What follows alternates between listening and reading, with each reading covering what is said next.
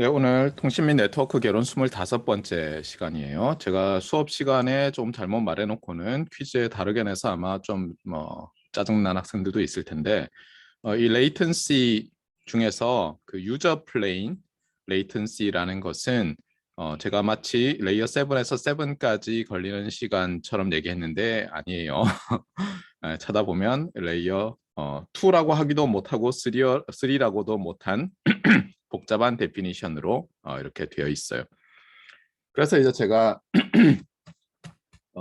조금 전에 방금 여러분들 대기하는 동안에 이걸 찾았어요. 요거 이게 손흥민이 얼마 전에 상을 받았죠. 며칠 전에. 그 전에 여기 SK텔레콤이 벌써 오래 전에 요 손흥민을 등장시킨 5G 관련된 광고를 했었는데 여기 보면 이제 5G가 참 멋있는 거죠. 그런데 좀 과장이 돼 있는 것 같아요. 왜냐하면 실제로 여러분이 지난 시간에도 봤지만 그 게이트웨이를 패켓 게이트웨이를 통해서 인터넷에 연결이 돼야 되잖아요. 왜냐하면 SKT가 한국과 영국의 네트워크를 소유하고 있지 않는 이상은 어, 인터넷을 통할 수밖에 없잖아요. 그러면 그 다음부터는 아무도 모르는 거예요. 그 패킷, 개런티, 뭐 몇 밀리세크 이런 게 아무도 모르는 거거든요.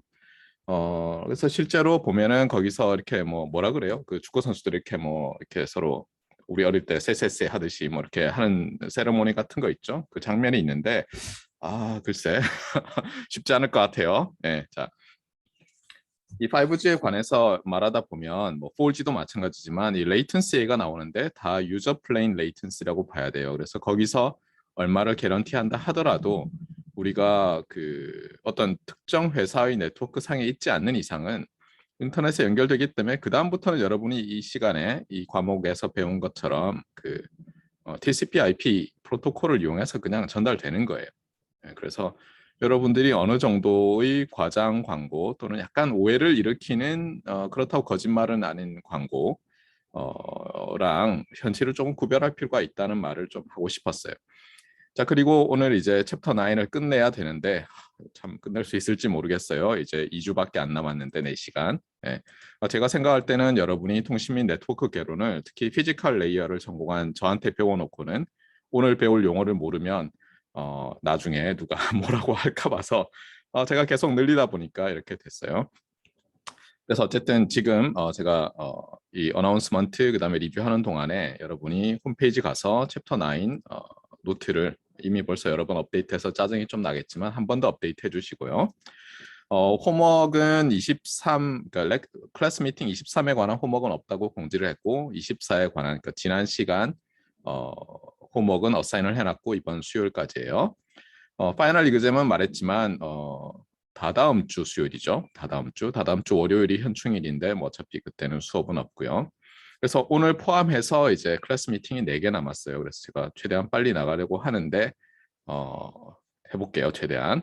자, 그다음에 파이널 리포트에 관심 있는 학생들이 이제 여러 주제에 대해서 말을 하고 있고 제가 계속 강조드리지만 뭘 해도 되는데 제가 평가할 수 있어야 돼요. 이 과목과 관련해서. 그리고 그래서 아웃라인을 이제 주고받고 좀 컨펌을 하자 이런 말을 했어요.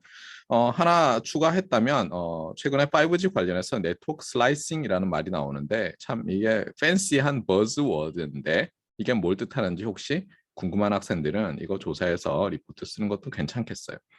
자, 지난 시간 리뷰를 하면요. 9.2에서 테크놀로지 에볼루션이라는 제목으로 우리가 3G, 4G, 그리고 5G에 대해서 좀 언급을 했고요. 지금 나와 있는 것은 제가 강의한 것과 약간 다른 각도로 또 정리를 하고 있어요.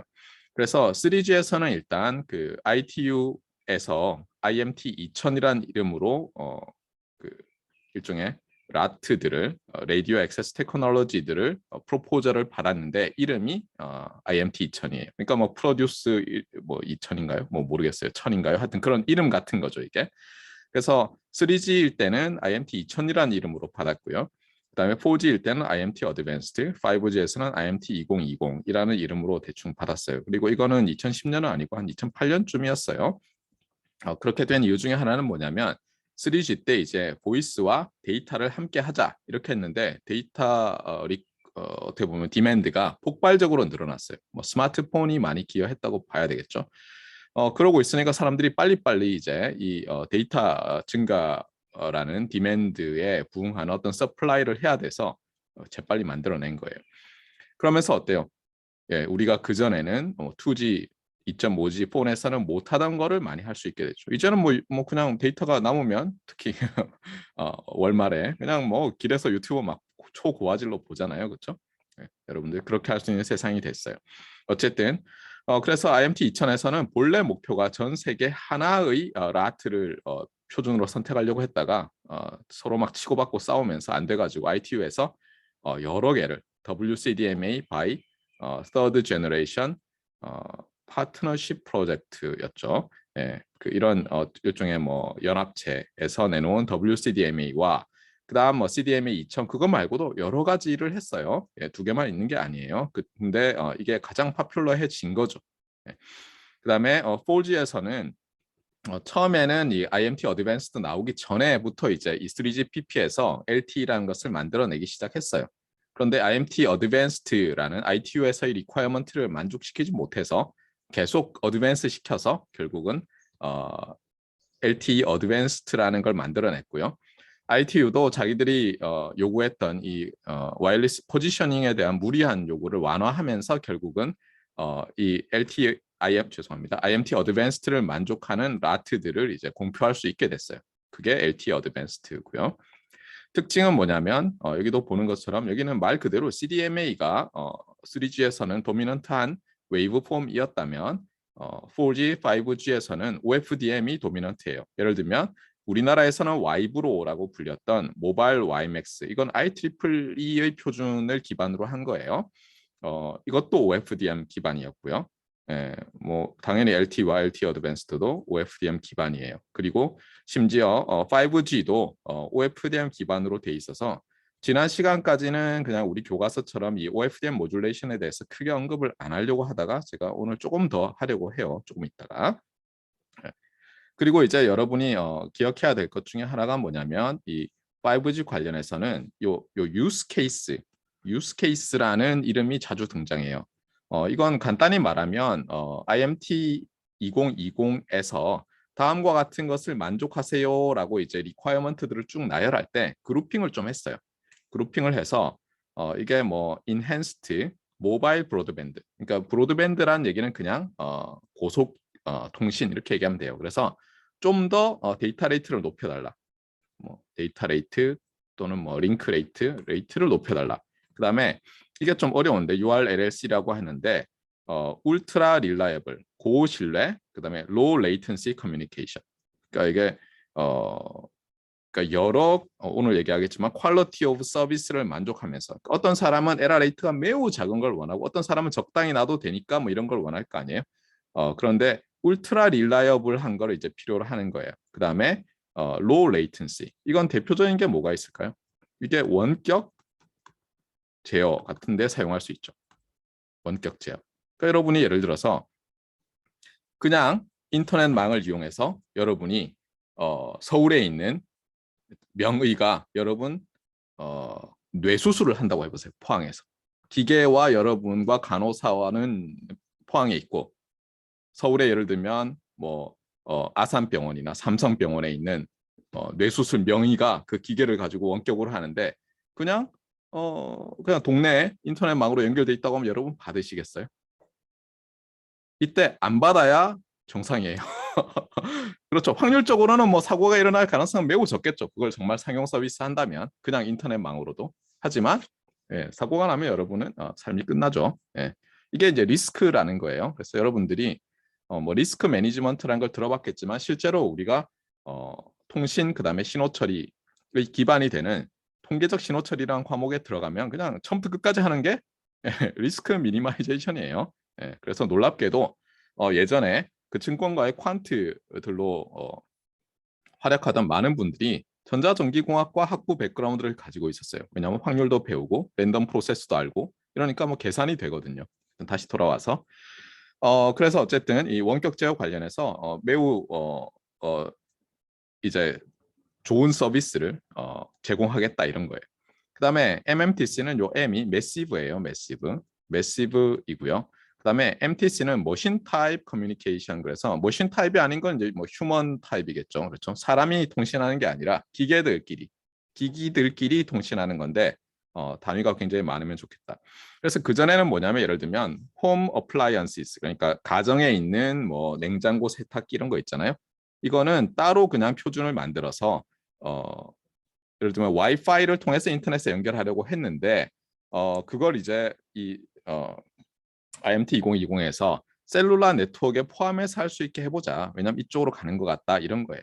그래서 실제로 요 부분 관련해서도 그렇고 요 부분 관련해서도 그렇고 사람들이 많이들 다들 셀룰라 뭔가를 하자. 그래서 C 이렇게 붙은 게 많이 있는데 좀 주의를 해야 돼요. 이게 C가 어떤 때는 뭐 클라우드를 뜻할 수도 있고요. 어떤 때는 센트럴라이즈를 뜻할 수도 있고 어떤 때는 셀룰라를 뜻할 수 있는데 예를 들면 요렇게 쓰잖아요. CV2X 그러면 vehicle to everything, anything인데 이거는 셀룰라가 맞아요.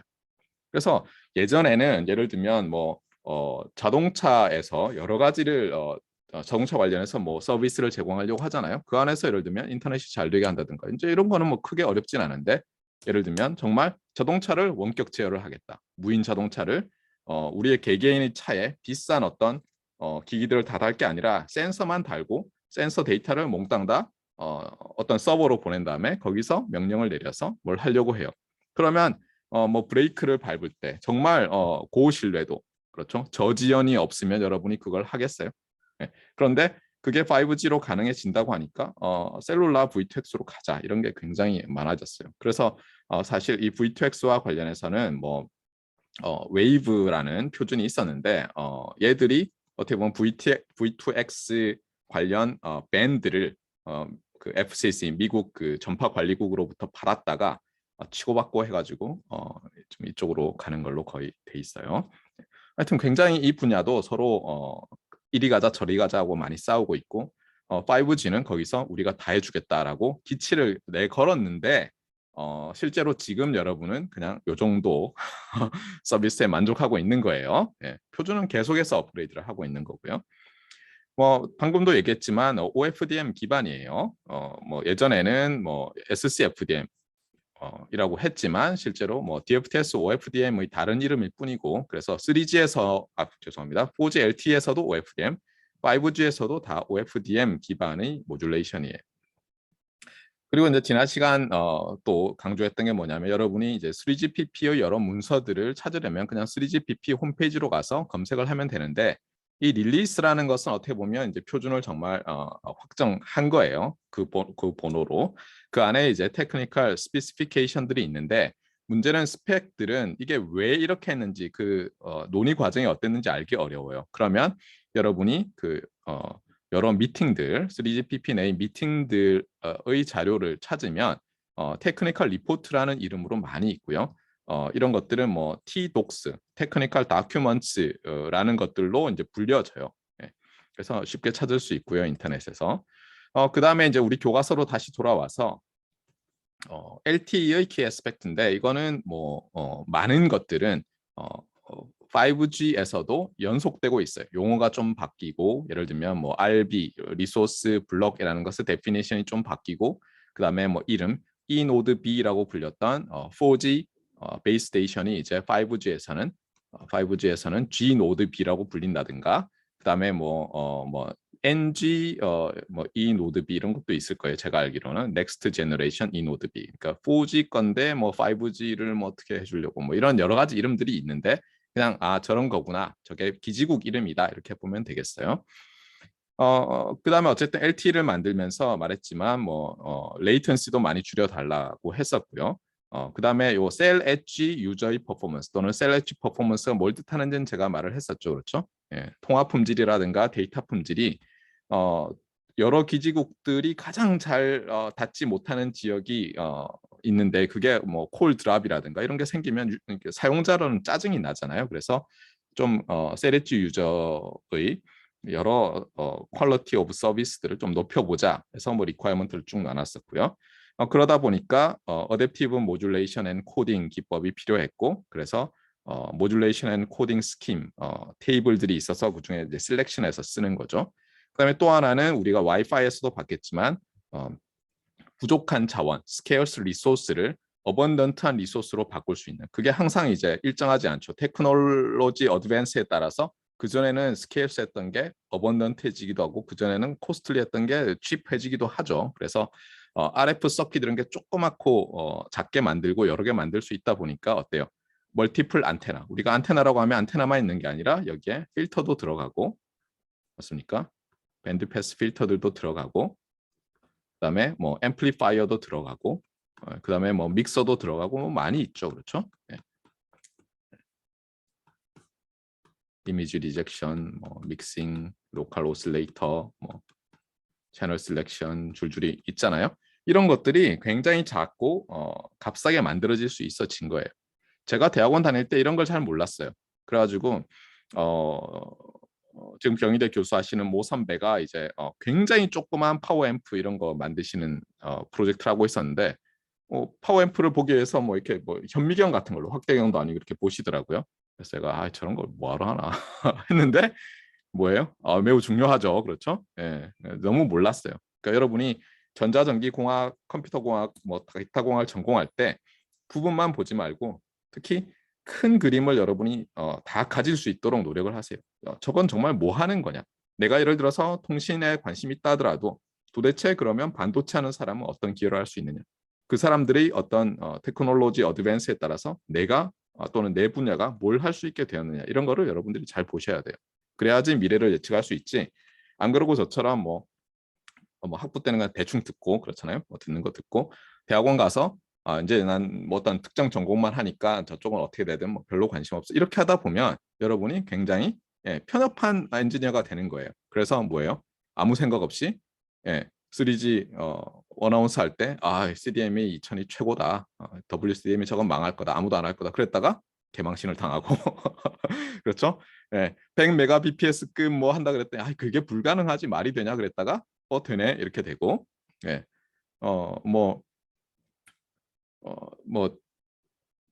그 데이터 레이트를 높이려면 파워앰프에서 막 해야 되는데 그러면 뇌가 있지 않겠니 이랬다가 멀티 안테나 빔포밍 뭐 이런 거 하면 써도 되고, 그러면 계속해서 이제 망신만 당하는 거죠. 그렇게 되면 안 되겠어요. 자, 어쨌거나 그 다음에 또 이제 요 LTE 관련해서 이 코어 네트워크에서 기억해야 될 게 뭐였죠? All IP 네트워크를 지향하다 보니까 어떻게 했어요? 결국은 인터넷에 연결이 되는 거죠. 맞습니까? 인터넷에 연결이 되고, 그러려면 이제 당연히 인터넷에 연결되는 패켓 데이터 네트워크 게이트웨이가 있어야 되는데, 문제는 이 라디오 액세스 네트워크를 해서 여러 가지 일을 하기 위한 컨트롤 플레인 시그널들은 그냥 뭐예요? 그 서비스 프로바이더의 네트워크에서만 왔다 갔다 하면 되고, 밖으로 나가는 네트워크는 이제 인터넷에 연결돼야 되니까 이렇게 따로 쪼개놨다는 거예요. 그래서 컨트롤 플레인과 데이터 플레인에서의 플로우가 다르다. 요거는 이제 계속하고 있어요, 이렇게. 그리고 특히 이제 5G에서 뭐 Non-Stand Alone이라는 NSA라는 모드로 지금 많이 작동하고 있는데, 그러면 4G랑 연결이 돼 있잖아요. 그래서 이제 컨트롤 데이터가 어떻게 보면 이제 4G로 해서 계속 가고 있는 거예요. 그 다음에 이제 레이어 1, 피지컬 레이어죠. 피지컬 레이어에서는 아까도 말했지만 이제 OFDM인데 특히 CPOFDM이라는 걸 써요. CPOFDM이라는 거를. 그러면 이제 이게 어떻게 되느냐인데, 지난 시간에는 제가 타임 도메인 상에서 먼저 프레임, 서브 프레임 뭐 이런 말을 했잖아요. 근데 좀 다르게 설명을 해볼게요. 예를 들면 이런 거예요. 여러분이 OFDM 그러면 FFT 또는 이제 DFT라는 게 Discrete Fourier Transform이라는 트랜스포메이션이고요. 얘를 어떤 빠르게 계산할 수 있는 알고리즘이 FFT예요. 이거 구별을 하세요. DFT는 트랜스포메이션, 푸리에 트랜스폼의 일종이죠. 그렇죠? 벡터 인, 벡터 아웃 트랜스포메이션이고요. FFT는 DFT를 할 때 특정 조건 하에서 빠르게 처리하는 알고리즘 이름이에요. 근데 이 FFT를 보통 수행을 하는데, 또는 뭐 인버스 FFT를 수행하는데 이런 식으로 해요. OFDM에서는 먼저 우리가 이 FFT를 하려면 포인트 수가 중요하거든요. 조금 전에 말했듯이 특정 조건이라는 게 몇 포인트냐. 예를 들면 1024포인트 뭐 DFT를 수행한다 이러면 얘가 2의 파워잖아요. 이러면 이제 빠르게 처리하기 좋아요. 그래서 예를 들어서 그냥 여러분이 1024개의 포인트를 갖는 IFFT를 트랜스미트해서 수행하기로 했다면 일단 어떻게 되냐면요. 여러분이 1024짜리 벡터들을 쭉 만들 거예요.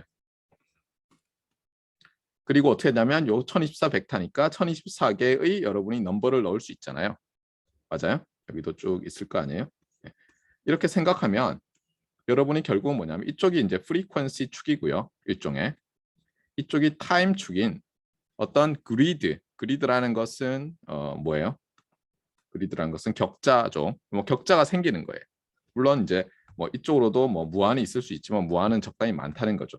이렇게 될 때 일단 이 DFT를 수행하기 위해서 포인트 수를 정했잖아요. 그런데 여기서 이제 많은 사람들이 놓치는 게 뭐냐면 실제로 우리가 그냥 여기다 DFT를 수행할 때 어떻게 하냐면 앞에다가 DFT 매트리스를 1024 by 1024짜리를 곱하면 어떻게 되겠어요? 예를 들어서 이건 1024 by 1024고 이건 1024 by 뭐 예를 들어서 7이다 라고 하면 어때요? 나오는 게 뭐죠? 1024 by 7짜리가 나오는데 그게 어떻게 되는 거예요? 사실은 요 각각의 벡터를 트랜스폼 한 걸 가지고 다시 스택하는 거죠. 그렇죠? 네. 여러분이 매트리스 멀티플리케이션을 매트리스 칼럼들 멀티플리케이션으로 생각할 줄 알아야죠. 사용대수를 배웠으면. 네. 그래서 어쨌거나 이렇게 처리가 되는데 각각이 여기서 그러면 요 하나 있잖아요. 요거를 리소스 엘레멘트라고 해요. 요거를 RE 리소스 엘레멘트라고 하는 거예요. 그리고 이제 리소스 엘레멘트를 그러면 1024개를 선택할 수 있느냐? 요거 하나를 뭐라고 하냐면 요 하나를 OFDM 심볼이라고 하거든요. 얘를 요 하나를 OFDM 심볼 또는 심볼 벡터라고 하는데 좀 애매한 말이긴 하지만 근데 여기서 다 사용하지는 못해요. 여기서 보면 그 스펙트럼 쉐이핑을 잘 하기 위해서 실제로 이 중에서 600개 정도만 써요.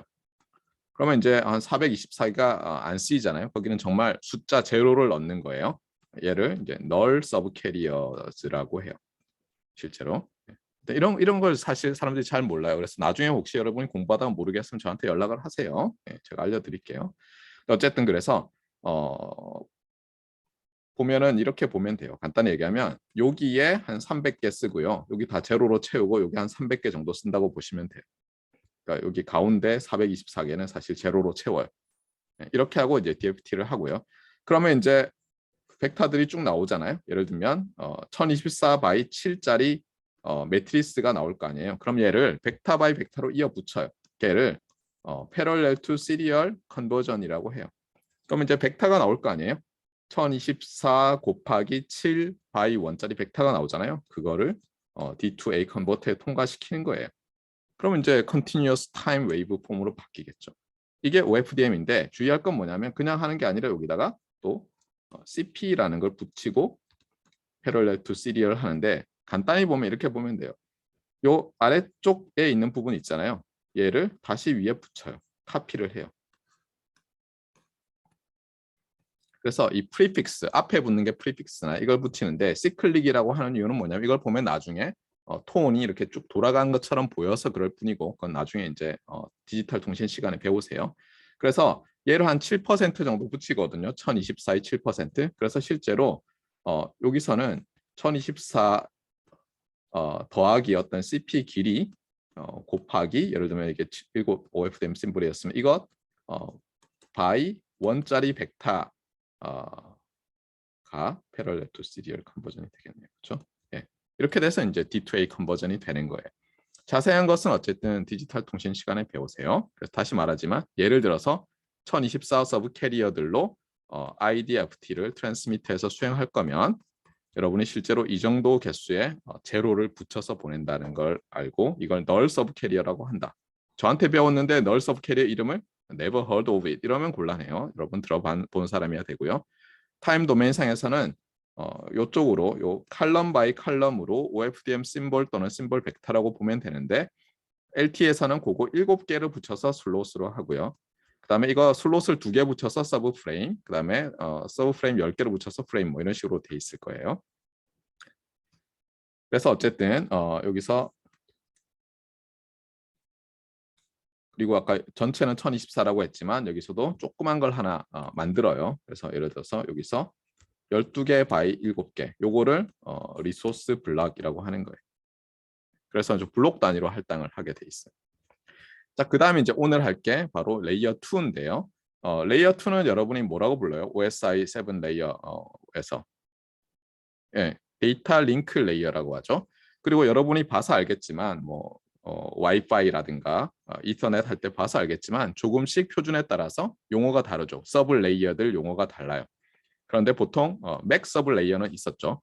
여기서 우리가 이제 배울 게 뭐냐면 데이터 링크 레이어에 두 개의 서브 레이어, LTE의 경우 두 개의 서브 레이어를 배우는데 위쪽에 있는 게 여기도 나와 있듯이 라디오 링크 컨트롤 서브 레이어고요. 밑에는 뭐 우리가 잘 아는 미디엄 또는 미디어 액세스 컨트롤 서브 레이어예요. 그래서 이 그림에 보듯이 제가 여기 LTE라는 유튜브 채널에서 가져왔어요. 뭐 보면 재밌어요. 네. 여기에 이제 7개가 있잖아요. 여기서부터 1, 2, 3, 4, 5, 6, 7 해서 있는데 여러분이 뭐 유저 플레인, 컨트롤 플레인 할 때는 여기 7번째 있다고 보시면 되고 실제로 유저 플레인 데이터가 결국은 인터넷을 통할 때는 중간에서는 얘만 가는 거죠. 이 컨트롤 플레인은 각각의 라디오 액세스 네트워크 컨트롤 할 때 쓰이는 거고 지금 우리는 요걸 보겠다는 거예요. 이 지금 섹션에서는 그리고 특히 처음에는 뭐죠?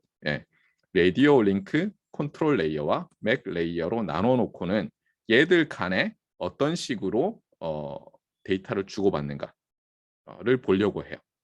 그래서 여기서 이제 제가 말했듯이 저한테 수업을 들었고 이 우리 융합부전공 과목이 물론 이제 전자전기공학과의 선택 과목이기도 하지만 솔직히 융합부전공, 통신및 네트워크 융합부전공이 안 만들어졌으면 제가 이 고생을 하면서 강의를 새로 개발하지 않았겠죠.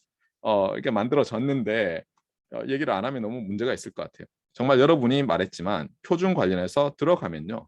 처음부터 뭐 여기 나와 있는 이런 이상한 거 있잖아요. PCCH, 뭐 BCCH 이런 종류의 용어들이 그냥 도배가 되는데 여러분이 못 알아들으면 바로 시작하자마자 자게 되죠. 그러면 안 될 거 아니에요.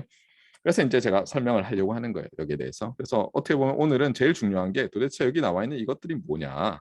이런 말들이 뭐 하자는 거냐예요. 자, 그러면 우리가 알듯이 이 레이어들은 어때요? 레이어들은 서로 어떤 규약하에서 데이터의 덩어리, 그냥 대충 패킷이라고 부를 수도 있죠. IP 패킷이란 뜻은 아니에요. 패킷들을 서로 주고받죠. 근데 그 패킷의 종류가 있을 거 아니에요. 그걸 말하는 거예요. 그래서 PCCH라는 이름의 뭐 패킷, BCCH라는 이름의 패킷 이렇게 생각하면 되겠어요. 물론 이제 채널이라고 돼 있으니까 패킷과는 좀 다르지 않느냐. 물론 이제 다르죠. 이 채널을 통해서 패킷을 주고받는 거예요. 그러니까 그 관련된 패킷을. 그런데 또 이제 여기도 나와 있지만 이 레이어, 데이터 링크 레이어에서는 로지컬 채널이라는 게 있고 트랜스포트 채널이라는 게 있어요. 참고로 이 트랜스포트 채널은 트랜스포트 레이어랑은 달라요. 알겠어요? 여기 보면 여기 트랜스포트 레이어잖아요. 이 여기에 있는 채널이란 뜻이 아니에요. IP 네트워크니까 여기는 뭐예요? 여기는 IP이고 여기는 TCP겠죠, 그냥. 물론 여기 뭐가 있을 수는 있잖아요. 표준에서 약간 인터페이싱 하기 위해서 IP 네트워크와 그런데 여기서 말하는 트랜스포트 채널은 저 위에 레이어 4에 관련된 게 아니라는 걸 반드시 알아야 돼요. 알겠죠?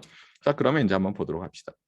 그래서 일단 라디오 링크 컨트롤 서브 레이어는 로지컬 채널이라는 게 있어요. 근데 우리가 봐서 알겠지만 저 위에 7번째 레이어에서 컨트롤 플레인 그다음에 유저 플레인이 있었잖아요. 거기에 데이터들이 마찬가지로 그것이 그대로 이제 내려오는 거예요. 아래 와서 라디오 링크 컨트롤 레이어에 오면은 걔를 분류를 하는 거예요. 그래서 이제 컨트롤 관련된 거는 5개의 로지컬 채널이 있는데 걔들은 특히 컨트롤 채널에서 CCH라고 이렇게 붙어요 뒤에. 여기도 보면 알겠지만 여기 다 CCH죠. 맞습니까? 그럼 CCH는 컨트롤 채널의 줄임말이에요. 여러분이 이걸 알아야 돼요. 그렇죠? 컨트롤 채널. 컨트롤 채널은 컨트롤 플레인에 관련된 로지컬 채널이다. 이걸 아셔야 되고요. 그 다음에 용어들을 알아야죠. 이거는 페이징 여기 나와 있지만 얘는 브로드캐스트, 얘는 커먼, 얘는 데디케이티드, 얘는 멀티캐스트. 그래서 여러분이 브로드캐스트랑 멀티캐스트는 이미 들어봤어요. 그럼 얘는 무슨 뜻인지는 알죠, 그렇죠? 그러니까 뭐냐면 브로드캐스트를 할 때 어떤 패킷을 어떤 데이터를 브로드캐스트 할 때 필요한 정보를 주고받는 채널이란 뜻이에요. 그렇죠? 그런 신호가 주고받는 거고 그런 패킷을 주고받는 거라고 보면 되겠어요.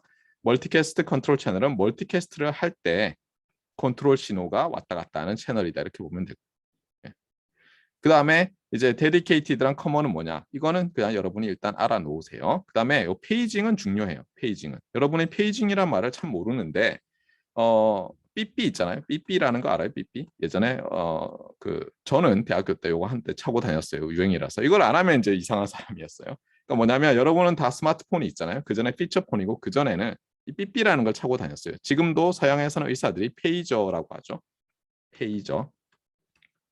이게 뭐 그 진동이 와요. 누가 나를 페이징 할 때는. 그래서 전화번호가 찍히면 그걸 보고 전화를 하는 거예요. 지금은 사실 그렇게 할 필요가 없는데 어 그래서 페이징이라는 게 사실 필요 없을 것 같지만 핸드폰에서 페이징을 할 수가 있어요. 그러니까 예를 들어서 어디 있니 이런 거예요. 그러니까 예를 들면 여러분이 공항에 있잖아요. 에어포트에서 영어를 자세히 들여다보면 한국에서는 뭐 이렇게 얘기하죠. 인천공항에서 승객을 찾습니다. 오늘 12시 무슨 대한항공 무슨 편으로 나리타로 가시는 뭐 아무개 승객을 찾습니다는 거 있잖아요. 그게 페이징이에요. 사람을 찾습니다가 페이징이에요. 알겠어요? 네. 그래서 예전에 이 삐삐를 페이저라고 부른 거예요. 이게 뭐 스타트랙에 나오는 뭐 페이저라든가 광선총 뭐 이런 게 아니에요. 알겠어요? 페이저예요. 페이저. 네. 어쨌든 이 페이징은 아직도 중요한 거예요. 페이징은. 네. 그 다음에 유저 플레인 아까 이제 세븐스 레이어에서 쭉 내려오면 그렇잖아요. 데이터 플레인 시그널도 내려오고 컨트롤 플레인 시그널도 내려올 거 아니에요. 걔들도 데이터 링크 컨트롤 레이어에서 서로 다른 채널로 할당되는데 여기서는 이제 트래픽 채널이에요. 그러니까 데이터인데 그걸 트래픽이라고 본 거예요. 그러니까 컨트롤과 트래픽. 이게 어디서 본 것 같죠? 어디서 본 것 같아요? 컨트롤 트래픽. 예, 도로에서 하던 얘기죠. 도로에서. 그렇잖아요. 트래픽이 있는데 그거를 어때요? 신호를 줘가지고 컨트롤하는 거죠. 그런 개념으로 여기에 있다고 보면 되겠어요. 컨트롤과 트래픽. 그래서 이제 여기는 TCH라고 붙은 게 뭐예요? 라디오 링크 컨트롤 레이어에서의 그렇죠? 트래픽 채널들에 붙은 전미사예요. 그래서 여기도 있지만 dedicated, multicast. 그러니까 예를 들면 뭐 데디케이티드는 아마 뭐 제 생각에는 뭐라고 유니캐스트라고 봐야 되겠죠. 아마도. 그러니까 유니캐스트를 할 때 컨트롤 시그널을 일로 가고 트래픽 시그널을 일로 가는 거고 멀티캐스트를 할 때는 이렇게 간다. 이렇게 보면 되겠어요. 그 다음에 이제 그것보다 하부 레이어가 있는데 여기서 보면은 이제 채널을 다른 채널로 매핑을 해요. 내려가면서 여기 보세요. 요거는 여기에 보면 C1이라고 되어 있는 것은 뭐예요? 페이징 컨트롤 채널이었죠. 걔는 PCH로 가요. 그럼 무슨 뜻이겠어요? 페이징 채널인가 보다. 그렇죠? 얘는 브로드캐스트 컨트롤 채널이었죠. 브로드캐스트 채널로 가네요. 얘들은 이렇게 매핑되는데 중요한 것은 브로드캐스트 컨트롤 채널에서 이렇게도 매핑이 됐어요. 그래서 이거는 아마 다운링크 같아요. 다운링크. 그 다음에 S는 뭘까요? 해서 좀 이따 이제 또 나오는 거예요. 그래서 여기 보면은 요 위에 채널들이 있었잖아요. 조금 전에. 이렇게 컨트롤 채널, 이렇게 유저 플레인의 트래픽 채널이 있었는데 얘들이 이제 매핑이 되는 거예요. 묶여. 그래서 여기도 보면 뭐예요? 이게 멀티캐스트, 멀티캐스트 트래픽 채널이었잖아요. 걔는 멀티캐스트 채널과 여기 또 쉐어드 채널인데요. 쉐어드 채널로 매핑되고. 그래서 요 이름들이 처음에 보면 도대체 뭔 소리야 싶은데 얘들도 그룹핑이 돼 있는 거예요. 이게 그룹핑 돼 있고 이게 대충 뭘 뜻하는지 여러분이 전미사들과 접두사들로부터 아는 것이 매우 중요하고요. 안타깝게도 기말고사에서는 이게 뭐냐 쓰시오라는 걸 내지 않을 수가 없어요. 그래서 여러분이 이 과목을 하면서 뭐 그렇게 열심히 외우지 않았는데 이거는 열심히 외우셔야 되고요. 물론 이제 오픈 에브리띵이기 때문에 여기 있는 걸 안 내겠죠. 제가 5G 관련해서 낼 테니까 미리 어디를 검색하면 나와 있는지 찾아놓으시면 시험 시간에 힘들지 않을 거고요. 우리 조교님은 반드시 이거 내는 거 잊지 말도록 하세요. 제가 까먹고 또 안 내면 이거 학생들한테 낸다고 해놓고 안 내시면 기만입니다. 이거 내셔야 됩니다. 이렇게 꼭 얘기해 주세요. 그래서 알겠습니다. 5G의 이런 채널들 이름을 주고 이게 뭘 뜻하고 뭐 하자는 거고 4G에서는 어디 해당되냐. 만약 이름이 다르다면 뭐 이런 것들 기대하세요.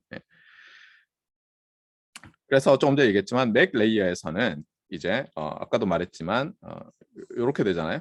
아까 데이터 링크 레이어에서 로지컬 채널과 트랜스포트 채널이 있다고 했잖아요. 이게 맥 레이어는 트랜스포트 채널인데 얘들은 다 어때요? 그냥 CCH, TCH는 아니고 그냥 CH들이 붙는다고 보시면 되고요. 예.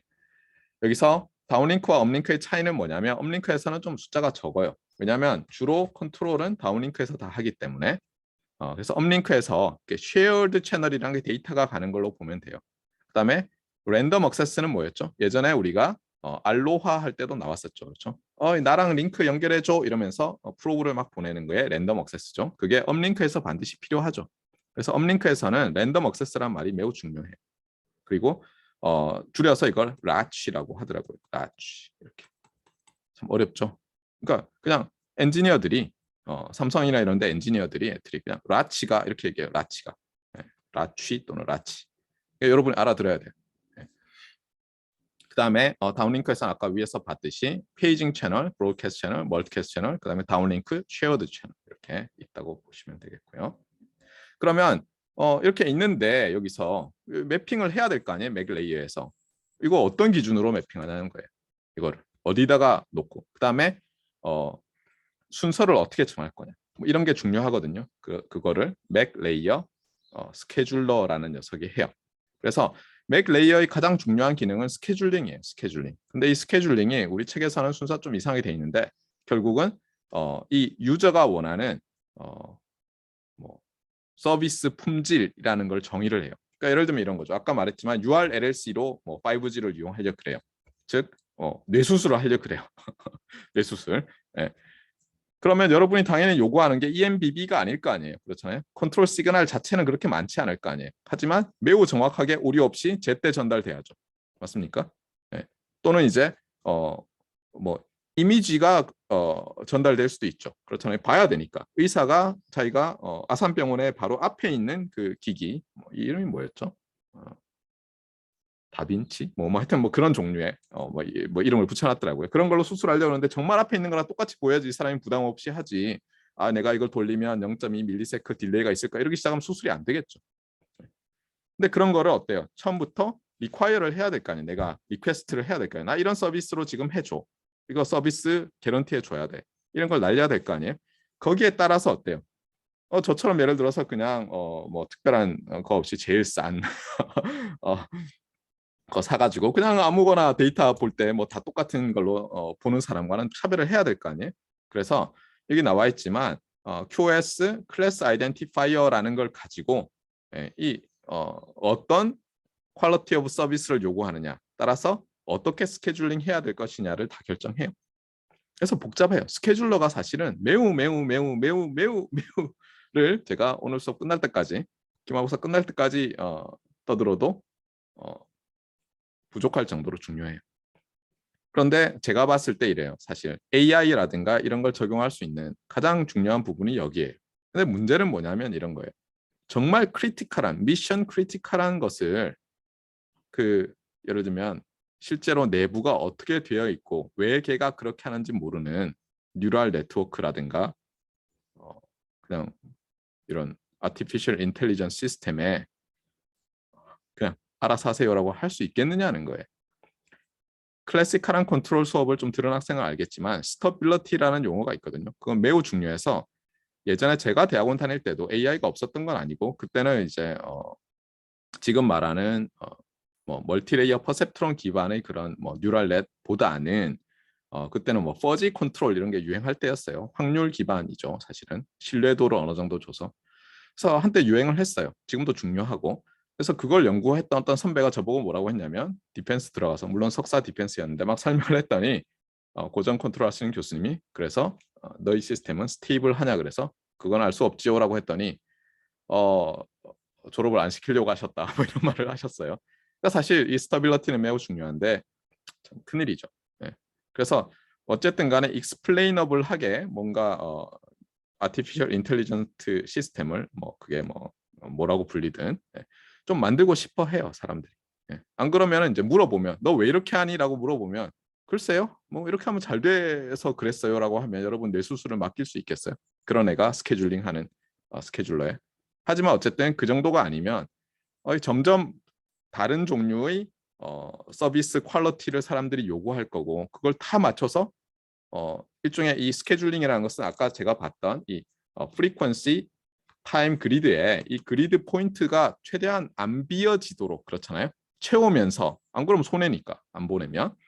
그다음에 뭐가 우선이고 따라서 어느 게 먼저 타임에 와야 되고 뭐 이런 거 하는 거죠. 그렇죠? 그다음에 에러 컨트롤 코딩 MCS를 뭘 걸어야지 에러가 적은지 forward 에러 커렉션이 잘 되는지 이런 걸 해야 되는데 참 어려운 일이에요. 그래서 저는 어쨌든 이걸 특히 그 컴퓨터 사이언스 엔지니어링 하는 학생들은 통신 관련해서 내가 뭘 할 수 있을까 하면 제 생각에는 스케줄러 디자인 관련돼서 여러분은 매우 요구되고 있어요. 전 세계적으로. 자, 어쨌거나 넘어가겠어요. 그래서 퀄리티 오브 서비스를 만족하도록 서로 다른 여러 유저들, 컴피트하고 있는 유저들이죠. 그렇죠? 네트워크의 용량은 한정돼 있고 그거를 어쨌든 간에 최적화하는 거예요. 그것도 실시간으로. 결국은 실시간 최적화가 사람이 못하는 거죠. 이 실시간이라는 게 뭐 마이크로세크, 뭐 나노세크 단위로 내려갈 거 아니에요, 나중에. 네, 그래서 우리가 전자 회로를 기반으로 한 어떤 컴퓨터 시스템에 의존하지 않을 수 없을 거예요. 자, 그러면 이제 스케줄러 관련해서 우리 교과서는 어떤 얘기를 하고 있고 제가 유튜브에서 찾은 건 무슨 얘기를 하고 있느냐?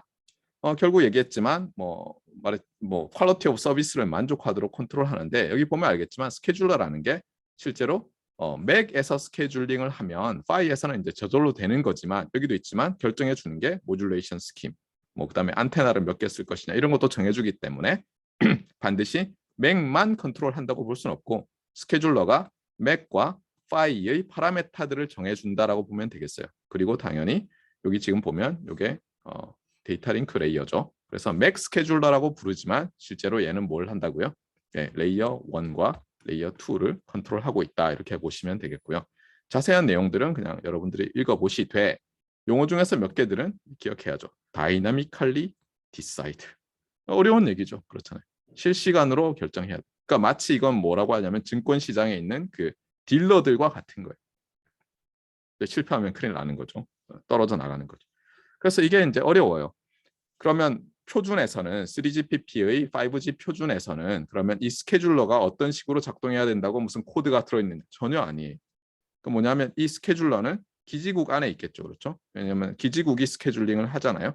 그럼 기지국을 만드는 회사가 이 알고리즘을 자기들이 프라이어티 알고리즘을 집어넣어야 되겠죠. 영업 비밀에 해당하는. 그러면 어때요? 예를 들면 뭐 에릭슨이라든가 노키아라든가 뭐 화웨이라든가 어떻게 돼요, 설자가 이렇게 되나요? 네. 뭐 삼성이라든가 이런 여러 회사들이 어때요? 서로 다른 맥 스케줄러를 가지고 있을 거고 그러면 맥 스케줄링 방법에 따라서 왜냐하면 나머지는 똑같으니까 그렇잖아요. 맥 스케줄링이 결국은 이게 뇌잖아요, 브레인. 여기에 따라서 이 서로 다른 회사들이 만들어낸 기지국 장비가 동일한 어떤 트래픽 환경 하에서 채널 환경 하에서 스루풋이 다르겠죠. 퀄리티 오브 서비스를 어떤 회사 건 잘 제공할 수 있고 어떤 회사 건 못하겠죠. 막중한 책임이 맥 스케줄러에 달려 있어요. 자, 어쨌거나 그래서 여기도 나와 있지만 뭐 아까도 봤지만 여기 어퍼 레이어에서 이렇게 컨트롤 채널들 CCH는 이제 보이죠? 이게 컨트롤 채널이라는 거 맞습니까? 이거는 트래픽 채널이니까 이거는 유저 플레인 거네요, 그렇죠? 네. 그리고 여기 이거 뭐 네, 알겠어요, 뭔지 그렇죠? 네. 그래서 이거는 컨트롤 레이어고 이거는 맥 레이어구나 이렇게 알 수 있겠어요. 네. 그다음에 여기도 뭐 계속 나오는 게 다이나미컬하게 리소스를 엘로케이션한다. 최적화를 하는 거죠. 최적화. 왜냐하면 최적화 문제 중에 하나가 리소스 엘로케이션 문제인데 어려운 게 뭐예요? 스태틱 멈춰 있는 상태에서가 아니라 다이나믹 동적으로 변하는 리소스 엘로케이션을 하는 거고 여기에는 하이브리드 ARQ 그러니까 뭐 다시 리트랜스미션을 어떻게 할지 이런 것도 있고 여기 보면 로지컬 채널들을 멀티플렉싱하고 프라이어리티를 핸들링하고 여기도 또 다이나미컬리 MCS를 테이블을 찾아서 어댑티브 모듈레이션 앤 코딩 기법을 임플리멘트를 하고 누가 트랜스밋 할지 안 할지 오케스트레이트하고 전부 다 여기 다 달려 있어요. 네, 그러니까 어떻게 보면 저같이 피지컬 레이 하는 사람들은 좀 편한 거죠. 이거 생각할 필요 별로 없이 그 위에 맥 스케줄러가 할 일이지 저는 모르겠어요. 라고 말하면 좀 무책임하긴 하지만 그만큼 중요하다는 거예요. 그래서 뭐 예를 들면 지난번에 나왔던 뭐 프로페셔널 페어라는 정의가 있었죠. 리소스 엘로케이션을 하고 여러 유저들이 서로 다른 요구를 하는데 경작에서 보면 어때요? 예, 뭐 공리주의적 관점에서 뭘 할 것이냐 아니냐, 뭐 잘난 놈이 제일 잘난 놈이냐 아니면 제일 못난 놈을 제일 케어해야 되냐, 이런 철학이 달려 있었잖아요. 그런 것들을 스케줄러에 집어넣는 거예요. 그래서 결국 사용자가 불만이 있으면 안 되겠죠. 자, 그 다음에 이제 피지컬 레이어에서도 요 채널이라는 이름으로 이제 매핑이 되는데, 이건 이제 피지컬 채널이라고 돼 있지만 OFDM에서는 결국 어떻게 돼 있냐면, 아까 제가 이쪽이 프리퀀시 또는 서브 캐리어, 여기가 이제 타임 또는 OFDM 심볼이라고 했는데, 엄밀히 얘기하면 이쪽으로는 줄줄이 있는 거고요. 이쪽은 많아야지, 뭐 예를 들면 1024 LTE에서는. NR에서는 이게 좀 이제 다르게도 돼 있어요. 그래서 플렉서블 뉴머롤로지라고 하는데, 넘버에서 나온 거죠, 숫자. 뉴머롤로지는 숫자 말하기인데 얘가 이제 다르게도 할당될 수 있는 거예요, NR에서는. 그래서 이제 이렇게 돼 있는데, 결국은 뭐냐면 이게 피지컬 채널이라고 돼 있지만 여기에 어떤 리소스 엘리멘트들의 요 시그널들을 할당할 것이냐예요. 예. 그러니까 이게 뭐 특별히 다른 건 아니에요. 정말 웨이브 폼 입장에서 생각한다면. 그런데 어쨌든 얘들을 피지컬 레이어에서는 채널을 피지컬 채널이라고 하고요. 그 다음에 또 일부는 피지컬 시그널이라는 이름으로 붙어 있어요. 그래서 안타깝게도 P 한 다음에 something이 있고 CH 이렇게 돼 있는 녀석들이 피지컬 채널들이에요. 그래서 피지컬 멀티캐스트 채널, 그러면 피지컬 멀티캐스트 채널, 피지컬 브로드캐스트 채널. 왜냐면 아까 위에서 어때요? 위에서 멀티캐스트, 뭐 브로드캐스트, 페이징에 대한 컨트롤 채널과 트래픽 채널들이 있었잖아요. 걔들이 줄줄이 내려와야 될 거 아니에요, 밑으로. 그래서 이런 게 있고요. 그 다음에 위에 쉐어드 채널이 있었죠. 업링크 쉐어드 채널, 다운링크 쉐어드 채널이 있었죠. 걔들이 피지컬 레이에서 매핑이 될 때 이렇게 되는 거예요. 피지컬, 다운링크 쉐어드 채널. 그 다음에 뭐 여러 가지 이런 좀 복잡한 것들이 또 있어요. 그 다음에 또 기억해야 될 게 피지컬, 다운링크, 컨트롤 채널. 맞습니까? 그래서 피지컬 채널이죠. 그 다음에 뭐 하이브리드 ARQ 인디케이션을 하기 위해서 피지컬 또 채널이 있죠. 여기도 피지컬 채널이 있고. 그 다음에 피지컬 레이어에서 또 시그널이라고 붙은 게 있는데, 뭐 레퍼런스 시그널 RS, 여기도 뭐 여러 가지가 있지만 뭐 대표적인 게 DMRS, 그래서 디모듈레이션 레퍼런스 시그널 이런 게 있어요. 그 다음에 채널 중에서 싱크로나이제이션 채널들은 SCH인데 주의할 건 뭐예요? 요거는 요 SCH랑 좀 다르죠. 그렇죠? 주의를 하세요. 그래서 헷갈려요, 굉장히. 그래서 당연히 시험에 내겠죠. 업링크에서는 아무래도 컨트롤 채널 수가 적기 때문에 피지컬 채널과 시그널 수도 적어요. 그래서 여기도 나와 있지만 피지컬 업링크 컨트롤 채널, 피지컬 업링크 쉐어드 채널. 그래서 피지컬 채널들이라는 것은 여전히 공통이고요. 그 다음에 피지컬 레이어 시그널로는 업링크에서 레퍼런스 시그널, 뭐 이것도 뭐 DMRS 이런 게 있겠죠. 그 다음에 사운딩 레퍼런스 시그널인데, 사운딩은 간단히 얘기하면 채널을 알기 위해서, 그러니까 정말 통신에서 말하는 물리적인 채널, 뭐 임펄스 리스판스 이렇게 생각하면 돼요. 채널 임펄스 리스판스를 알기 위해서 내가 프로빙 시그널을 보내는데 그걸 말해요. 사운딩 레퍼런스 시그널. 그래서 이런 용어들을 알아야 되고요. 여러분들이 표준 관련된 세미나라든가 뭐 앞으로 이제 6G, 6th 제너레이션 뭐 이런 표준화 과정에서도 또 똑같이, 예를 들면 우리 다운링크, 업링크에서 로지컬 채널은 뭐 어떻게 나누고, 트랜스포트 채널은 어떻게 나누고, 피지컬 채널은 어떻게 나누고, 피지컬 시그널은 어떻게 나누고, 어떻게 부릅시다. 여기가 LTE랑 5G랑은 어떻게 다르고, 이런 말 하면 무슨 얘기 하는구나라고 알 수 있으면 제가 매우 해피할 것 같아요. 그 다음에 여기는 이제 뭐 모듈레이션 관련된 부분인데요. 이거는 뭐 디지털 통신 시간에 하세요. 이것까지 했다가는 여러분이 너무 힘들 것 같고, 디지털 통신 시간에 하세요. 자, 그 다음에 이제 교과서에서 LTE와 LTE 어드밴스드를 나눠놨는데, 제가 얘기했지만 LTE는 그 IMT 어드밴스드를 만족하기 위해서 처음부터 만든 게 아니에요. 그냥 우리가 빨리 All IP 네트워크로 돼 있고 데이터 디맨드가 커지니까 빨리빨리 만들자고 3GPP에서 막 만들었는데, ITU에서 이상한 조건을 걸었어요, 처음에. 말도 안 되는 9.11 사태 때문이라고 저는 믿고 있어요. 뭐 벽돌 속에 파묻힌 사람들을 빨리 구해내야 되는데 몇 센티미터로 해달라. 아니 전파가 막 반사가 되는데, 그렇잖아요. 너무 어렵잖아요. 그래서 어쨌든 안 되는데, ITU도 그 리퀘어먼트를 좀 많이 낮췄고 처음에 비해서 LTE 만들던 사람들도 좀 점점 좋게 만들었죠. 그래서 결국은 LTE 어드밴스드라는 것이 ITU의 리퀘어먼트를 만족해서 LTE 어드밴스드라는 이름으로 죄송합니다. IMT 어드밴스드의 라트로 인정을 받았어요. 그래서 이제 뭐 좋아졌다는 얘기고요. 예, 빨라졌다 이렇게 보시면 돼요. 자, 그 다음에 그러면 어떻게 해서 빨라졌느냐? 처음에 LTE에서는 이게 프리퀀시 축이면요. 만약 FDD라면은 여기에 이제 업링크, 다운링크 이렇게 할 때 여기를 보통 한 20MHz 정도로 생각해서 표준을 만들었어요. 그런데 제가 말했지만 이 밴드의 폭이 결국은 가장 중요하다고 했잖아요. 빠르게 보낼 수 있느냐 없느냐. 그래서 이 밴드 폭을 늘릴 수 있게 하자. 그래서 이제 어떻게 했냐면 딱 보니까 근데 이렇게 20메가로 잡은 이유는 여러 나라의 프리퀀시 알로케이션, 스펙트럼 알로케이션 때문에 20메가 정도 하면은 많은 사람들이 문제 없겠어 이렇게 봤는데 어떤 나라를 보니까 사용할 수 있는 게 바로 옆에는 안 붙어 있고 예를 들면 여기에 좀 어베일러블한 데를 만들 수 있겠어요. 그래서 어떻게 했냐면 예를 들면 다운링크가 중요하니까 그렇잖아요. 유튜브 이런 거 보려면 여기랑 여기랑을 붙여서 쓸 수 있게 하자. 그래서 그게 뭐냐면 캐리어 애그러게이션이에요. 그래서 예를 들면 여기도 20메가 있잖아요. 그러면 이 20메가, 20메가, 그다음에 여기 또 20메가에서 최대 5개까지. 그러니까 최대일 때는 20메가짜리 5개니까 이제 100메가가 되는 거죠. 그러니까 실제 continuous frequency 도메인 상에서는 이웃해 있지 않은 거지만 어때요? 그냥 논리적으로는 딱 붙어 있는 100메가짜리가 확보된 것처럼 되죠. 그러면 당연히 적어도 5배는 빨라져야지 정상 아니겠어요? 그렇잖아요. 각각 20메가로 보낼 때보다 5배 있으니까. 물론 그렇진 않아요. 트랜스밋 파워가 있고 그러니까. 근데 어쨌든 한 5배 좀 빨라질 수 있는 거고. 네. 그래서 좋았어요. 네.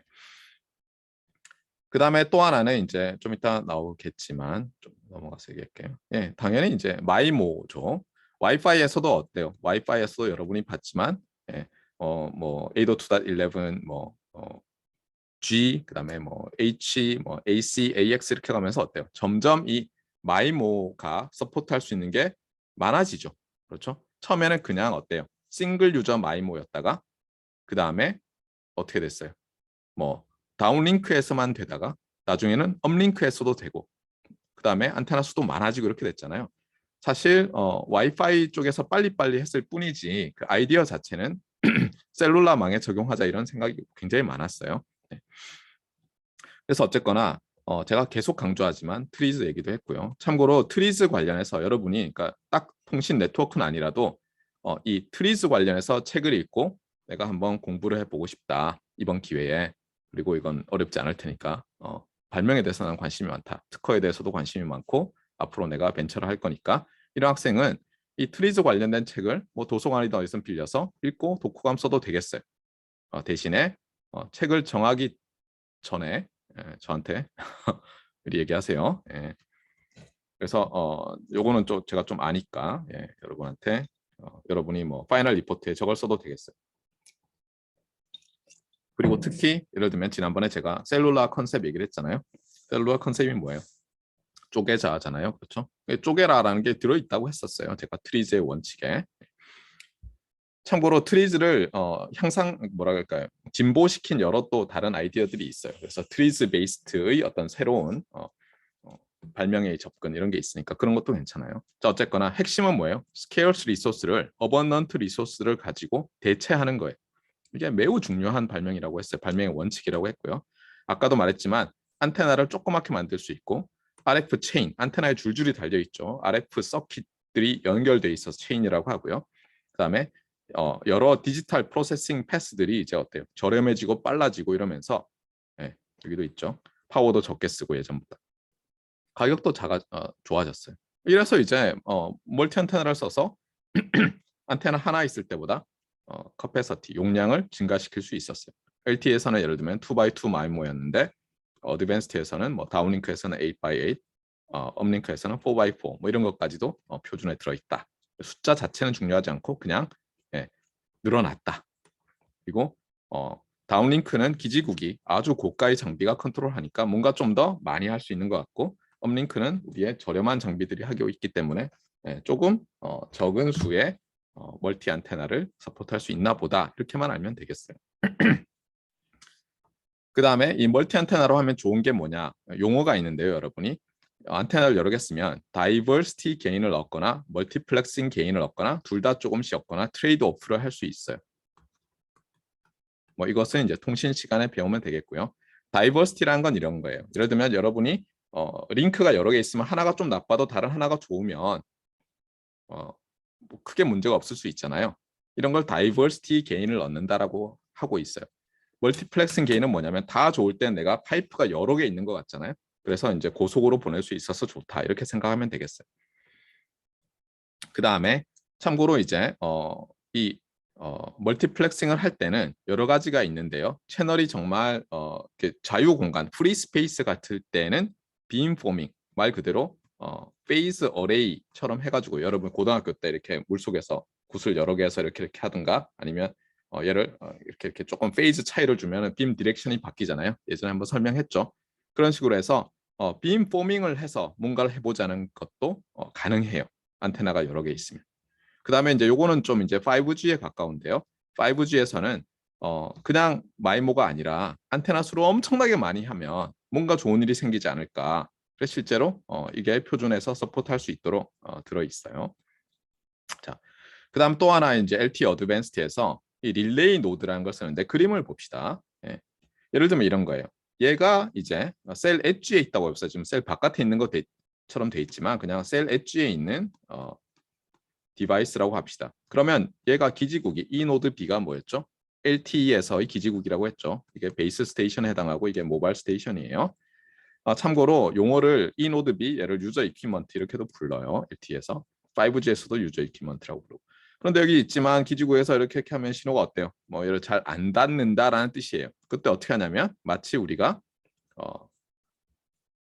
릴레이 그러니까 뭐 계주를 하듯이 이렇게 연결을 해주는 거예요. 이 녀석이 요 릴레이 노드라고 불리는 얘가 받아가지고 연결해 주는 거예요. 이렇게 하면 어때요? 셀 엣지 유저의 퍼포먼스가 좋아지겠죠. 참고로 이거는 그 와이파이 6에서도 서포트할 수 있도록 돼 있어요. 여러분들이 이제 광고를 보면 새로 나온 그 와이파이 6 라우터들을 보면 릴레이 뭐 어쩌고 저쩌고 해서 됩니다 이렇게 돼 있어요. 그다음에 또 하나가 이제 많이 말해지는 게 콤프라는 건데요. 콤프 이게 코오더네이티드 이게 코오더네이티드 멀티 포인트예요. 그럼 이제 이름을 가지고 여러분이 이해를 할 수 있어야죠. 그러니까 여러 개의 점들이 코오더네이트 그러니까 서로 어떻게 보면 뭐 협력하여서 뭐 일을 잘 하고 있는 게 코오더네이션이죠. 예, 그러면 뭐냐 이게 그림으로 설명하면 이런 거예요. 여기 지금 예를 들어서 여기에 이제 유저가 있는데 딱 생긴 게 이제 그 인도 계통의 인디아라는 뜻은 아니에요. 유저인 것 같죠? 이 영상이 제가 말했듯이 인도 계통의 사람들이 만들어서 그래요. 근데 이 사람이 지금 여기 써 있어요. 세 개의 셀의 교차점, 그러니까 그냥 셀 엣지 유저라고 하는 거예요. 그러면 당연히 채널 상태가 별로 안 좋겠죠. 그런데 어떻게 하냐면 예를 들어서 여기 있는 기지국, 여기 있는 기지국, 여기 있는 기지국 세 개가 서로 코오더네이션을 해서 얘 서비스를 좋게 만들려고 하는 거예요. 이 그림에서는 어떻게 되냐면 의도적으로 여기 있는 기지국 애가 자기의 빔 디렉션을 얘한테 멀어지게 해서 간섭을 줄이고 있고요. 얘도 간섭을 줄이고 있고 얘는 빔 디렉션을 요 유저 이퀴먼트를 향해서 쏘음으로써 이제 그러니까 신호 대 잡음 및 간섭비 그러니까 신호 그다음에 여기 노이즈 그다음에 인터피어런스 이런 게 있을 거 아니에요. 그래서 시그널 투 노이즈 플러스 인터피어런스 레이쇼 또는 시그널 플러스 인터피어런스 시그널 투 인터피어런스 플러스 노이즈 레이쇼라고 하는데 SINR이라고 여기서 어쨌든 인터피어런스를 줄이면 요게 좋아지니까 이렇게 하는 거예요. 그래서 여러 점들이 협력을 해서 셀 엣지 퍼포먼스를 좋게 하는 것 또는 셀 엣지 유저가 아니라도 어떤 데이터의 트랜스미션 레이트를 좋게 한다든가 릴라이어빌리티를 높인다든가 하는 것들을 이제 콤프라는 기술이라고 하고요. 얘가 이제 표준에 들어있어요. 당연히 4G에 들어있던 대부분의 기술들은 5G에 또 들어있어요. 자, 그러면 이제 5G는 뭐가 다른지 봅시다. 5G는 당연히 또 ITU에서 자기들이 뭐 call for proposal 할 때 이름을 붙이겠죠. 그래서 IMT 2020이라고 했어요. 그래서 IMT 2020인데 그러면 당연히 requirement라는 게 있겠죠. 이런 숫자들을 만족하라. 그런데 그거를 또 그룹핑을 해놨어요. 근데 특별히 세 개를 가지고 그룹핑해놨어요. 그거를 use case 카테고리 또는 클래스라고 한다고 아까 잠깐 얘기를 했어요. 그래서 가장 중요한 게 EMBB, URLLC, MMTC라고 아까도 설명했죠. 그래서 얘는 뭐라고요? 그냥 빠르게 하자. 브로드밴드니까. 얘는 뭐라고요? 말 그대로 고신뢰, 저지연. 어플리케이션으로 머릿속에 딱 떠오르는 이그젬플은 원격 수술, 손흥민의 축구 교실 뭐 이런 거 생각하면 되겠어요. 네. 그다음에 원격 무인 자율주행차 조종 이런 거 생각하면 되겠어요. 매우 중요하죠. 그래서 이제 요게 있잖아요. 요게 흥미로운 게 뭐냐면 이게 컨트롤과 커뮤니케이션의 만남이에요. 실제로. 그렇죠. 원격 제어라는 게. 원격 제어를 하려면 원격이라는 게 뭐 리모트. 당연히 전선이 갈 수는 없을 거 아니에요. 그렇잖아요. 특히 모바일 원격 제어. 뭐 그러면 이제 통신과 제어가 결합돼야 되는데 예를 들면 우리 컨트롤 전공하시는 교수님들 중에서 한수희 교수님이 이 딜레이 관련돼서 아주 훌륭한 연구들을 해오셨죠. 네. 그래서 최근에는 이 커뮤니케이션 채널을 통과한 이 컨트롤 시그널들 이 딜레이가 생기는데 이거 가지고 뭐 어떻게 해야 될까 이 관심이 많으신 것 같더라고요. 그래서 여러분들이 저것도 좋은 비전이다. 이렇게 기억을 잘 하시고요. 자, 그다음에 MMTC는 말했지만 이게 과연 이게 셀룰라로 해야 되는 일인가 잘 모르겠어요. 말했지만 매시브 머신 타입 커뮤니케이션. 그러니까 모든 곳에 센서 같은 걸 붙여놓고 통신 기기를 붙이자고 하는 건데 그럼 아까도 말했지만 업 링크를 통해서 먼저 이게 기지국에 가서 붙어야 될 거 아니에요. 기기가 붙는다고 하거든요. 내가 여기 연결되는 거, 어소시에이트 되는 거를. 근데 여기에 뭐 밀리언, 트릴리언 개 그러면 액세스 프로브 디자인 하는 것만으로도 시간 다 갈 것 같은데 저는 좀 공포스럽지만 또 우리 엔지니어들이 어때요? 이렇게 이런 것들은 주로 이제 문과생들이나 비저널이나 아니면 SF 소설가들이 내는 거죠. 이렇게 미래가 됐으면 좋겠어. 스타트랙 작가들이나 이런 사람들이 내잖아요. 실제로 여러분이 보면 알겠지만 스타트랙 작가들은 1970년대, 60년대 후반에 무선 기기, 그다음에 뭐 트라이코더라고 해서 예를 들면 무선으로 뭐 요만한 거 있잖아요. 요만한 걸로 여러분 몸에 이렇게 되면은 그냥 안에 뼈가 부서진지 아닌지 알고 이런 비전을 제시했어요. 다 상상력이 풍부한 사람들이 하는 거죠. 우리 뭐 김초엽 작가라든가 이런 사람들이 미래를 그리잖아요. 그러면 우리는 어때요? 되게 하라. 네, 당장 안 되더라도 되죠. 그리고 스타트랙 말고도 보면은 그 1968년 정도에 나온 그 여러분은 뭐 모를 수도 있는데 스페이스 오디세이 2001 뭐 영화로도 만들어져서 아카데미 스페셜 이펙트 상을 받고 했던 영화가 있는데 그게 인류가 달에 가기 전에 나온 영화예요. 심지어 인류가 달에 가기 전에. 근데 거기 보면은 이제 디스커버리라는 우주선 안에서 그 두 명의 조종사, 부조종사 빼고는 나머지 다 동면을 하고 있는데 조종사, 부조종사가 뭘 하고 있어요? 거기서? 예, 거기서 아이패드 프로보다 더 큰 녀석을 가지고 신문을 읽고 있죠. 대단해요. 그리고 거기서 보면 프로이드 박사가 뭐예요? 예, 프로이드 박사가 뭘 하고 있죠? 화상 전화를 하고 있죠. 스카이프 나오기 전이에요. 다이얼패드 나오기 훨씬 전이었어요. 예, 놀라워요. 예. 그런 사람들이랑 친하게 지내시고 SF 소설을 열심히 읽으시면서 어디가 구현 가능한지 한번 잘 보세요.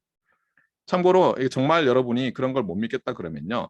빌 게이츠가 한 1997년에 쓴 책이 있어요. 물론 그가 쓴 게 아니라 그의 비서들이 써서 자기 이름으로 냈겠죠. 빌 게이츠가 미래로 가는 길이라는 책을 냈어요. 거기 보면 지금 여러분이 사용하고 있는 거의 모든 게 다 나와 있어요. 아직도 구현 안 된 게 있고 그 예측에서 벗어난 것도 있어요. 거기는 안 나와 있는. 근데 거의 다 나와 있어요. 그래서 제가 이게 왜 했을까 했더니 제 생각에 그때 마이크로소프트가 잘 나가고 있었을 텐데 자기가 생각하니까 자기들이 특허를 내놓고 뭐 이렇게 안 하면 다른 애들이 특허 내고 이래가지고 이제 마이크로소프트 비즈니스가 문제가 될 수 있잖아요. 그래서 하는 방법은 간단하죠. 이미 잘 알려진 기술로 만들어 버리는 거죠. 그렇죠. 실제로 아이패드가 그 애플이 그 아이패드 자체를 가지고 뭘 잘 못한 이유가 뭐예요? 그 베젤이 디자인이 어떻고 이런 것만 가지고 했잖아요. 다 있었거든요. 아까 말했지만 2001년의 우주여행 스페이스 오디세이에 이미 나와 있고 뭐 어디 나와 있고 스타트랙에 다 나오는 걸 어떻게 특허를 내겠어요? 그 아이디어 자체만 가지고. 그러니까 뭐 테두리가 어떻고 홈 버튼이 어떻고 이런 거 가지고 시비 거는 거죠. 그냥 간단하게 소프트웨어적으로 피해갈 수 있는 거죠. 네. 그래서 아마 빌 게이츠도 여기다가 이 책에다가 미래 마이크로소프트 비즈니스를 위협할 수 있는 새로운 서비스로 예상되는 모든 걸 집어넣자고 한 것 같아서 이 책이 참 멋있는 책이에요. 미래로 가는 게. 저는 이게 너무 오래됐다고 안 보는 사람들이 있는데 저는 이렇게 생각해요. 과거 사람들이 지금 여러분이 사는 세상을 내다봤을 때 어떻게 봤을까? 과연 여기서 얼마나 많이 이루어지고 얼마나 많은 것이 아직 안 이루어졌을까? 분명히 이 디맨드가 있는데 우리는 잊고 있는 게 아닐까? 이런 거 보고 싶으면 꼭 한번 읽어보세요. 이것도 그래서 여러분이 그냥 가볍게 통신은 무슨 통신이야? 딴 거 하고 싶은데 싶으면 이 책도 괜찮아요. 왜냐하면 이 책을 제가 잘 알기 때문에 저희 아들이 중학교 때 독서 감상문 쓸 때 제가 읽으라고 해서 이걸로 썼던 기억이 나요. 야 이거 한번 써봐라. 저자가 빌 게이츠 아니냐? 아무리 오래돼도 선생님이 이거 아버지가 알려준 책 아니니? 왜 이래?라고는 안 하실 것 같다고 해서 당시만 해도 말 잘 듣던 저희 아들이 열심히 읽었어요. 네, 지금 여러분이랑 나이가 거의 똑같은데 엉덩이에 뿔이 났는지 말을 안 들어요 요새는. 자, 어쨌거나 그래서 이제 요것도 이제 이렇게 돼 있고 근데 세 개 그룹핑인데 조금씩 또 다르잖아요. 그래서 또 나눠놨어요. 그 유저의 데이터 레이트. 그래서 여기 보면 안쪽에 있는 이 다각형이 IMT Advanced, 그러니까 LTE Advanced로 지금 만족하고 있는 것. 그다음에 당시에 요 바깥쪽에 있는 게 이제 그 IMT 20202 요구하는 것 이렇게 보면 되겠어요. 그래서 여기 보면은 뭐 Area Traffic Capacity, 그러니까 제곱미터당 메가 bps. 그래서 뭐예요 지금 뭐 10배 하자는 거죠 지금. 100배네요. 4G에서 5G로 가면서 너무 좀 과장을 했어요. 저는 좀 걱정했어요. 예. 이거 다 못 이루면 시장에서의 백파이어가 장난이 아닐 텐데 라고 했더니 아니나 다를까 좀 사람들이 냉소적인 게 있죠. 안타깝게도. 예. 근데 주로 이제 과장을 표준 만드는 사람들이 먼저 하고요. 근데 표준 만들 때는 이게 그냥 당연한 거예요. 어떻게 보면 우리가 앞으로 1위로 가자 해놓고는 거기 최대한 맞추는 거예요. 그렇잖아요. 못 맞춘 것도 있고. 그런데 그걸 이제 서비스 프로바이더 회사들이 사가지고 광고를 하기 시작하면 이제 큰일 나죠. 네. 그래서 여기 보면은 뭐 레이텐시도 있지만 레이텐시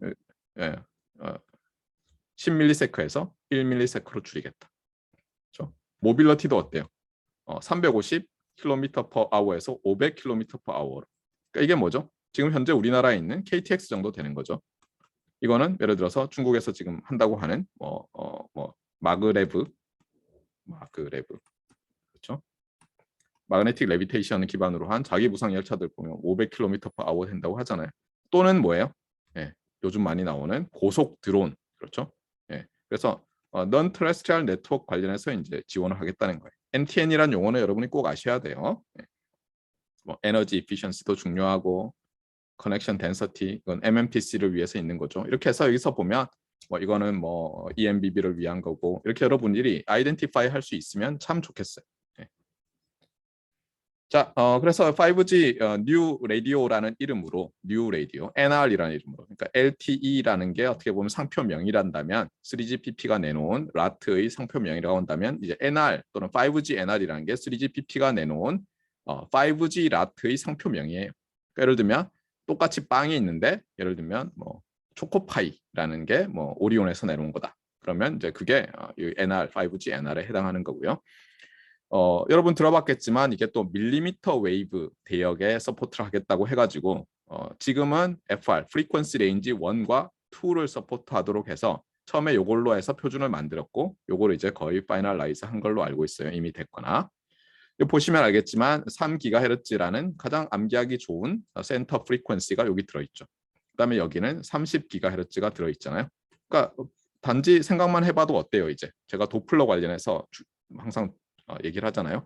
3GHz에 시속 108km로 달리면 도플러가 한 300Hz 생긴다고 했잖아요. 그런데 이제는 주파수를 올려버리면 그냥 3kHz 도플러가 생기고 맞습니까? 이런 문제들이 생기는 거예요. 채널이 점점 더 챌린징해지는 거죠. 다른 말로 어려워지는 거죠. 그래서 이쪽 관련해서 이제 사람들이 연구를 많이 하고 있어요. 특히 non-terrestrial 네트워크 관련해서 중요하죠. 네. 자, 그 다음에 뭐 여전히 OFDM인데 말했지만 아까 제가 이쪽이 LTE에서는 1024고 뭐 이렇게 되어 있었다고 했는데 이제 이 숫자를 바꿀 수 있게 했어요. 그러니까 예를 들면 매핑을 할 때 똑같이 예를 들면 100MHz를 사용하는데 여기에 이거를 1024개로 쪼갤 수도 있고요. 예를 들면 4096개로 쪼갤 수도 있는 거예요. 그러면 4096개로 쪼개서 하면은 이제 폭은 줄어들겠죠. 근데 LTE에서는 그냥 20메가였다가 지금 100메가로 했으니까 5배 늘어났잖아요. 그러니까 뭐 4배로 더 좁게 만들어도 충분히 비슷하잖아요. 그렇죠? 예. 근데 이렇게 하려면 어떻게 돼 있어요? 아까 말했지만 DFT를 수행하는 FFT 알고리즘이 더 큰 FFT를 수행해야 되죠. 근데 그거를 시간 내에 에너지 이피션트하게 못하면 곤란한데 다행히도 뭐예요? 점점 더 반도체 공정이라든가 이런 걸 이용해서 저전력으로 더 작은 면적의 서피스를 가지면서 반도체 웨이퍼 상에서 이런 기술들이 나오고 있는 거예요. 그래서 이 일렉트리컬 엔지니어링의 모든 분야 사람들이 조금씩 작은 분야에서 이렇게 이 극한의 경계를 밖으로 밀어내고 있는데 그럼으로써 새로운 세계가 열리는 곳이 통신이고 제가 얘기했지만 예, 전자공학과 본래 이름이 뭐였다고요? 해방 딱 됐을 때 전기통신공학과라고 했죠. 예, 전기통신, 일렉트리컬 커뮤니케이션 시대가 그렇게 계속 발전하고 있는 거예요. 저는 개인적으로 그래요. 그러니까 모든 일렉트리컬 엔지니어링은 통신과 관련이 있어요. 근데 그것이 잘 생각해 보면 여러분이 인문계적 생각을 해보면 그래요. 제일 먼저 제가 바벨탑 얘기했었잖아요. 사람들은 소통하고 싶어요. 그것이 시덥잖은 농담이라도 심각한 증권이나 돈 관련된 정보라도 사람들은 소통하고 싶어하고 인포메이션 임밸런스 때문에 안 할 수 없는 거예요. 혼자 살지 않는 이상. 그래서 저는 개인적으로 통신은 영원한데 대한민국의 통신 산업이 영원할 것이냐? 그것은 아무도 모르죠. 하지만 중요한 건 뭐죠? 저는 그렇게 생각해요. 우리나라의 탑 10 일렉트리컬 엔지니어링 디파트먼트들은 20도 괜찮아요. 예, 굉장히 우수한 교원들을 확보하고 있어요. 학교마다 면학 분위기의 차이가 있어서 이제 학생이 안 좋은 면학 분위기를 얼마나 잘 극복할 수 있느냐일 뿐이지 실제로 교육은 굉장히 잘하고 있어요. 그래서 거기서 예를 들면 제대로 공부한 학생이라면 학부 들어가서 10년 지나고 나면 세계적인 기업, 뭐 삼성뿐만 아니라 뭐 노키아든 에릭슨이든 뭐든 에서 월드 클래스 엔지니어가 될 수 있는 시대가 열렸어요. 실제로. 중요한 것은 여러분이 월드 클래스 엔지니어가 될 수 있도록 노력하는 거고요. 그래서 월드 클래스 엔지니어가 되도록 꾸준히 노력하다 보면 대한민국이 망하더라도 그렇잖아요. 저는 뭐 미래는 모르잖아요. 그렇잖아요. 어느 날 삼성전자 메모리 그게 뭐 망한다고 해보세요. 뭐 대형 화재라도 난다고 해보세요. 그랬을 때 아이고 나는 큰일 났네 할 필요가 없다는 거예요. 여러분이 월드 클래스 엔지니어로만 성장하면 여러분의 인생을 스스로 개척할 수 있어요. 자 어쨌거나 그래서 이제 5G에서도 OFDM, OFDMA, DFTS, OFDM 잘 가고 있습니다. 자 그런데 이제 non stand alone과 stand alone이라는 이름을 여러분이 들어봤을 거예요. 어떤 사람들은 non standard alone이라는데 아니에요. non stand alone이고 stand alone은 말 그대로 홀로 서 있지 않은 것. 이건 홀로 서 있는 것인데 간단히 얘기하면 non stand alone은 코어 네트워크를 그렇잖아요.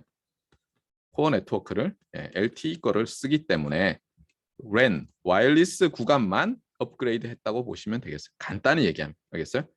그런데 그러면 어떻게 돼 있어요? 잠깐만. 그 코어 네트워크가 레이턴시랑 이런 것도 결정을 상당히 할 텐데 그렇잖아요. 왜냐하면 거기 컨트롤러들이 달려 있잖아요.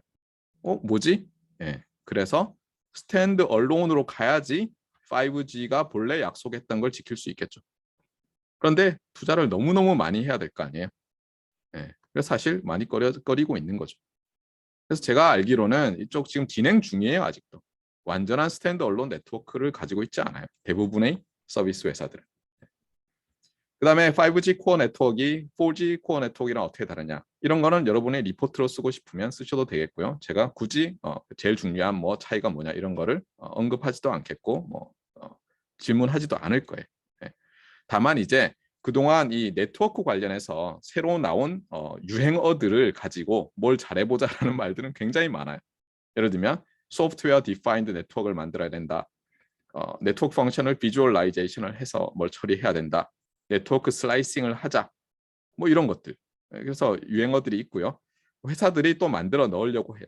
그 다음에 또 나오는 게 뭐 클라우드 랜으로 하죠. 사실 이게 센트럴라이즈드라서 좀 안 좋은데 일부러 클라우드란 말을 쓰는데 그러면 우리는 보통 클라우드에 올렸다 이러면 뭔가 분산된 것 같잖아요. 근데 놀랍게도 5G에서 클라우드 랜이라고 하면 오히려 센트럴라이즈드 되어 있는 그 부분이에요. 놀랍게도. 그래서 클라우드 랜에 대해서도 관심이 있어서 한번 쭉 조사해서 정리하겠다는 학생들은 괜찮아요. 파이널 리포트에. 그래서 다시 말하지만 요 그림 기억하세요. 클라우드 랜은 분산되어 있는 게 아니라 그냥 마지막에 그 라디오 부분 있잖아요. 안테나 그 부분만 분산돼 있고 센트럴라이즈된 컨트롤러가 신호를 광 케이블이라든가 이런 걸로 주는 거예요. 그러면 여러분 생각할 거예요. 아니 무선의 기본이 무선이 선이 없는 건데 왜 이런 짓을 하냐면 이제는 사람들이 자기가 experience 그러니까 유저 experience라고 하잖아요. 자기가 느끼기에 무선이기만 하면 되는 거예요. 그러면 기꺼이 돈을 지불하니까 다시 와이어드 망이 막 길어지는 거예요. 놀랍게도. 그때는 기지국에 바로 옆에 안테나가 붙어 있었거든요. 그 기지국들끼리만 연결돼 있고. 근데는 이제 예를 들어서 이게 기지국이라고 하면 기지국에서 엄청난 긴 광 케이블이 나와가지고 여기에 끝에는 안테나, 앰프 뭐 이런 것만 달려 있는 거예요. 그래서 유저가 그냥 아주 좋은 서비스를 퀄리티 오브 서비스를 느낄 수만 있으면 되는 거예요. 이렇게 오히려 또 가고 있어서 참 신기한 세상이 됐죠. 자, 이제 서머리를 하고 마치겠습니다. 셀룰라 네트워크에서는 제일 중요한 용어들이 라이센스드 스펙트럼인데 이것도 주의할 게 뭐냐면 표준에서는 우리 표준으로 언라이센스드도 커버하자고 해서 언라이센스드에 대한 언급이 반드시 있어요. 그 다음에 채널이 뭐예요? 챌린징 하다고 했죠. 이게 이제 L1, L2를 잘 디자인해야 되는 이유라고 했어요. 셀룰라 네트워크에서. 그 다음에 제일 중요한 게 프리퀀시가 리미트 되어 있고 파워가 리미트 되어 있죠. 파워는 업링크에서 특히. 그래서 오만 기술들이 뭐예요? 이 스케일스한 리소스를 극복하려는 방향으로 가고 있다. 이걸 반드시 기억해 주면 좋겠고요. LTE에 대해서는 오늘 다 설명을 했고 여러분들이 잘 보시면 되겠어요. 자, 오늘 여기까지 하고요. 다음 시간엔 드디어 우리가 다른 챕터로 넘어가도록 하는데 솔직히 제가 몇 챕터를 할지는 아직도 못 정했어요. 시간이 우리가 3시간밖에 안 남아서 어느 게 제일 좋을지는 모르겠고 제가 결정해서 최대한 빨리 업로드하도록 하겠습니다. 오늘 여기까지 할게요.